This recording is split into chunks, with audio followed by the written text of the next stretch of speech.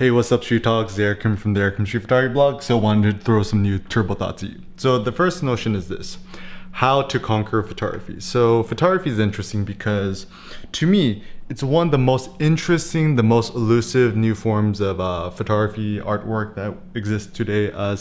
For us image makers, for us meaning makers, for us idea makers, and I think photography is something for us to conquer ourselves, for our own needs, for our own ends. And these are just some practical ideas. So the first idea is this: don't strive to make images to impress anybody else. Don't make photos that you hope will get lots of likes on social media, whatever. If you want real feedback on your photos, use my photography feedback platform, arsbeta.com. It's free, it doesn't have stupid ads and stuff like that, and you'll actually get real feedback. So that's arsbeta.com, because your ARS, is always in beta testing mode, whatever.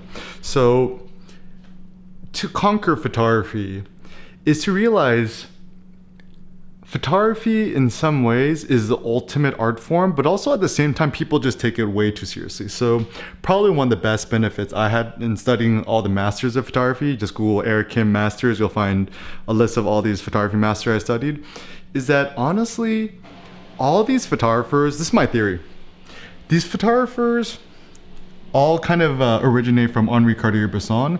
And the problem with Henri Cartier-Bresson is that he honestly had a severe envy of painters, drawers, and other artists. And he never really saw photography as a legitimate art form. And even in today's world, because we're all plagued by the legacy of Henri Cartier-Bresson, we don't really respect ourselves as photographers. So in order to conquer photography, we kind of need to proclaim to ourselves that photography is a legitimate art form, but at the same time, not to feel some sort of essentially penis envy for other forms of art. Also, in order to conquer photography, I think it's not to get so caught up with all these nerdy technical things. So the big problem about photography is that a lot of people who are photographers are essentially nerds who like stuff, and they get so into the technical things because they want to differentiate themselves. They want to distance themselves from others. It's like, oh, you shoot with an iPhone. That's not a real camera. I use blah, blah, blah, blah, and shoot always manual. It is not because obviously there are a lot of cases where shooting manual will help you get a certain image that you want. But I think nowadays, people shoot manual for the sake of manual and trying to flex that I shoot manual and you don't, to make other people feel bad about themselves, which is stupid. But personally, I just shoot everything P mode, program mode, and your camera just automatically sets itself. And to me, it's great because even for example, the camera that I'm currently shooting with, the Ricoh GR version 3, I just keep everything in P mode, program mode all the time. And I really don't worry about the technical settings so much, because I think when photographers care too much about the technical settings, you forget to kind of get into the zone. And my philosophy about photography is that I believe in this notion of a direct line photography, where the camera should just be like another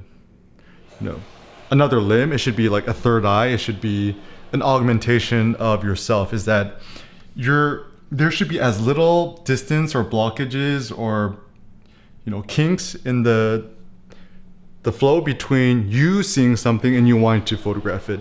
And so shooting in P mode, and actually even on the Ricoh GR3, I just shoot auto ISO everything, which means I literally just point shoot. I just use autofocus, the default autofocus.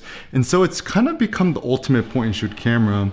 And besides the Ricoh GR3, I think the iPhone Pro is really awesome as well. But the reason I still prefer to shoot with the Ricoh GR3 instead of an iPhone Pro is that the Ricoh GR3, it's just a little bit bigger. It's still pocketable. It can still fit in your front pocket. And the resolution, the aesthetics, the image quality, the sharpness, blah, blah, the dynamic range is about 10 times better. And maybe 10 times a little bit too much, maybe 5 times better. But anyways, so currently I think the Ricoh GR3 is the best camera.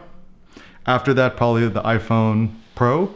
And generally it's any camera that could always be with you, could fit in your front pocket, and a camera that's not gonna allow you to miss certain photo opportunities.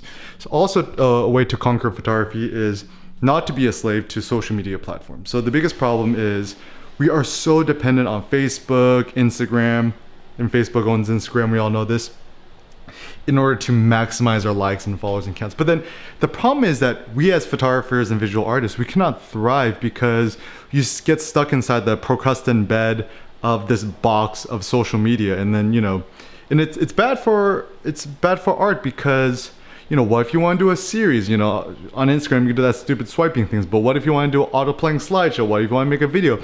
And the best way to conquer that is start your own website blog, register a domain on 101.com or bluehost.com, install wordpress.org, and then start to publish your artwork in open source format, give away your full resolution images for free, JPEGs, whatever, and really think about these new innovative ways that you could share and share your artwork, and not to essentially get stuck inside this box, which is this basic notion of social media where you just try to make a nice pretty photo, upload to Instagram, try to get a lot of likes, and repeat the process ad infinitum for the rest of your life, which is kind of stupid. So in order to conquer photography, we realized that we must build our own platform. We should not become digital sharecroppers in which, if you could afford an Amazon Prime subscription or Netflix or Spotify, whatever, why don't you own your own website? To me, it's kind of ridiculous. So we must own the means of production. We have to own the means of sharing, and we don't want to be censored. So the problem with Facebook, Instagram, even YouTube, right? You can't really say everything you want to say, nor can you really share everything you want to say because, you're going to upset advertisers, and advertisers don't like, nudity, extreme views, lewd content, whatever that means. And so realize that unless you have 100% freedom, unless you own the means, you don't own yourself. So one of my favorite Jay-Z lines is, from this story of OJ, until you own yourself, you can't be me. Until you own yourself, you can't be free. So freedom is the ultimate goal we're looking for as photographers. Also, things I recommend in order to conquer photography, don't worry so much about the raw, all that nerdy stuff. I personally recommend just shooting JPEG. It'll speed up your shooting process, your workflow process, everything.